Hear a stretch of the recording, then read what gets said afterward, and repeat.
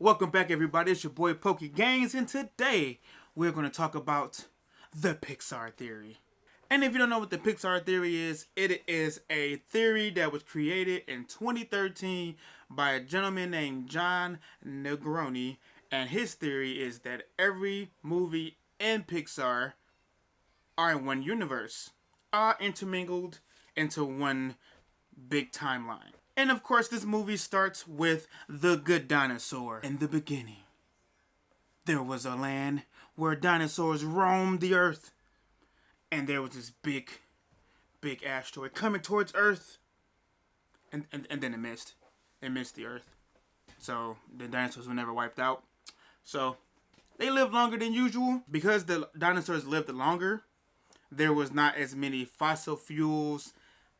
And there was not a lot of fossils of the dinosaurs in the ground for fossil fuels in the future. So keep that in mind because it will come back up. And then we have our second movie on the list, which is Brave, which is where basically the whole theory comes into like the beginning and the end. If you don't know, you will know. So in this is the 10th century of the world. And this is where we are introduced to magic, but from the future. Because the Pixar theory says that the witch from Brave is actually Little Boo from Monsters, Inc.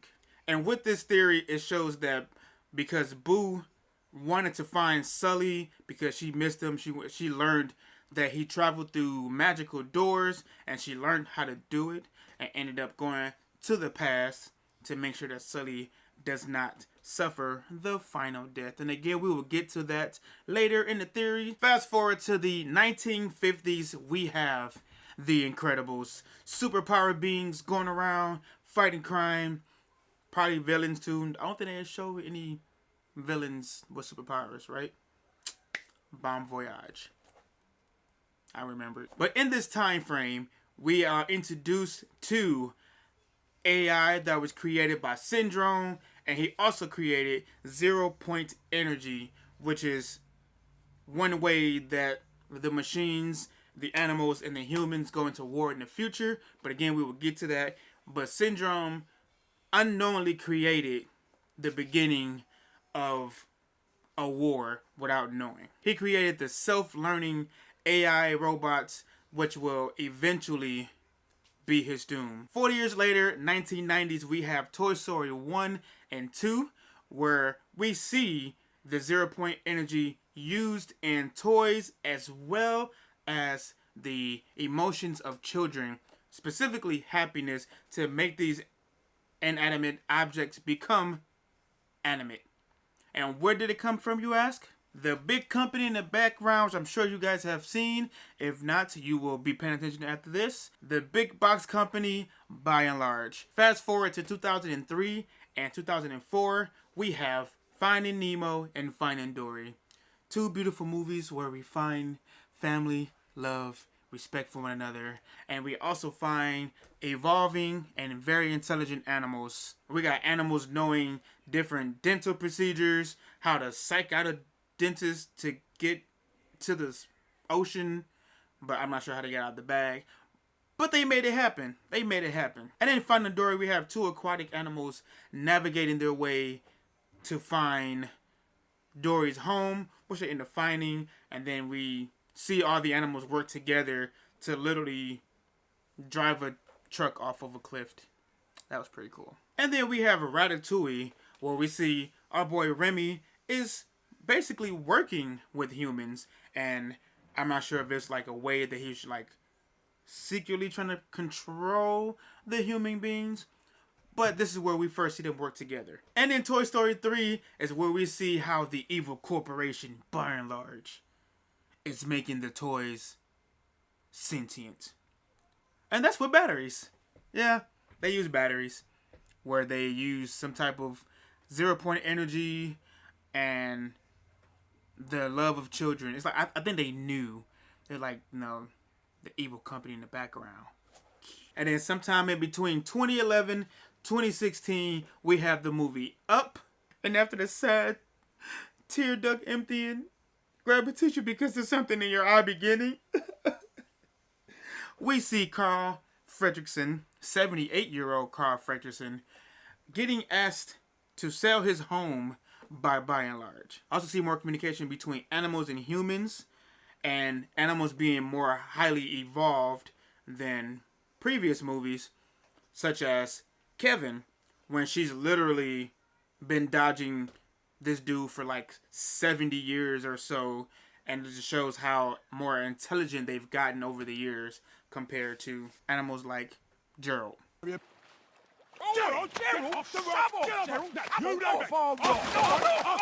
in 2015, we have the movie Inside Out, where it shows all the emotions in Riley's head and what she goes through as a teenager. But this movie is a very important movie in the Pixar Theory because it shows how much emotion is a major key and how things such as toys, animals, and dinos have become human-like. The strongest being happiness, which is joy, which is why she glows and the other ones don't. Next we have Coco. Now this movie isn't in the Pixar Theory book by John Negonie, but no need to fear. Super Carlin Brothers are here. You know, you got go check out their channel. They're pretty funny. They're pretty good. Now they suggest that memories is what keep you alive even in death. As long as one person remembers you, you won't suffer the final death. Just like Riley's imaginary friend Bing Bong fades in the memory dump, he suffers his final death. Just like Hector's friend Shasharan. Shasharan? I don't know how to pronounce his name. Set after a human, machine, and animal war, where the animals were basically going to win, the humans got help from the machines, which the animals had to back off, and the humans were, woo, we won the war. But the planet was damn near uninhabitable. So what happened? They left Earth. And who helped them do that? The big box company, by and large, created the axiom for basically the entire planet as much as they could, I would assume, will be able to leave Earth and go look for new life somewhere else on another planet, and they were up there for 700 years. Yeah. So, and then within this time, the cars took over, and they began to take on the memories of their past owners, which caused them to be sentient and basically live the lives of their previous owners. Now, after the events of Cars, all the cars die off because of the fossil fuels. Like I mentioned earlier, there wasn't enough. In Cars 3, they mentioned how they were low on fuel. So without fuel, and you're a car, kind of don't keep going. So you just run out. Pretty much. So then centuries later, in 2775, you have one lone robot and his trusty pal, Cockroach. We're gonna name him Cockroach. We're gonna name him, no, we can't name him that, because we can't name him that. We're gonna call him Cockroach. You have this one Wally machine. That's the only machine that's able to continue going on, making all the trash boxes. And why is Wally the only one you see left? Because Wally is living off the memories of all of the humans that lived before him. Because of his AI system, he developed emotions for the humans from watching the movies, from all of the stuff that he collected, and also gaining a friendship with the cockroach. After 700 years, the new form of people, the new wobbly people, come back from their trip in the cosmos, come back to Earth, and then that's when you finally see all of the basically plants grow back, because all of the memories, all the love and emotions that the humans have gave life, literally life, back to the planet. And at the end of Wally, you see them watering a plant in a boot that resembles the tree from A Bug's Life.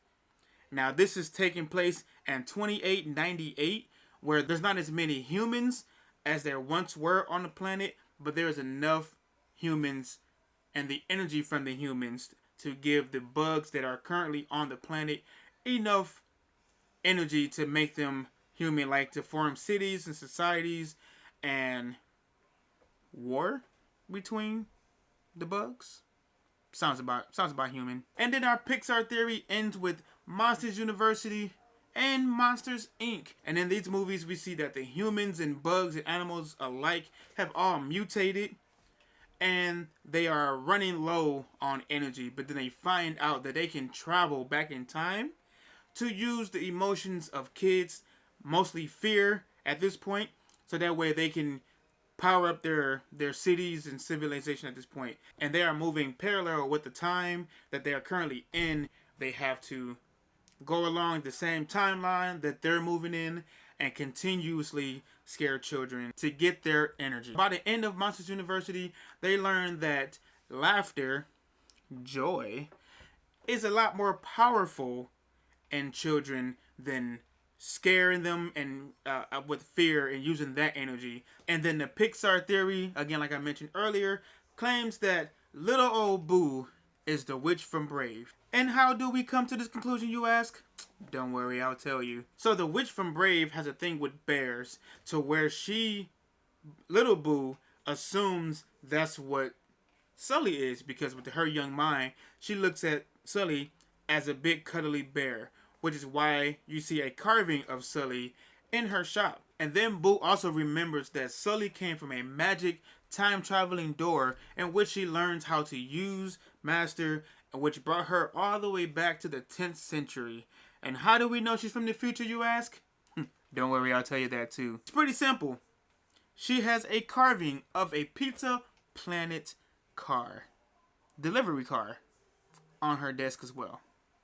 So, if that's not proof enough, I don't know what to tell you. And by Boo standing in the past, knowing that she'll be born in the future to meet Sully, she keeps his memory alive, which prevents him from suffering the final death. Now, as of this video, the only movie I have not mentioned is Onward, and that's because from the theories that I've seen on YouTube, TikTok, whatever, this Onward was probably set in probably a super distant future beyond Monsters Inc.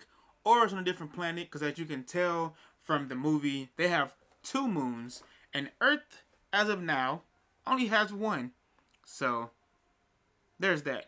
But if we can find a way to put this into the same Earth, I'm so game for that. So if you know any theories about that, let me know, and we can see if we can update this list. But as of 2022, January 3rd, 2022, this is your Pixar theory. So let me know in the comments below, what do you think about the Pixar theory? Is there anything in Pixar theory that you can change to make more sense?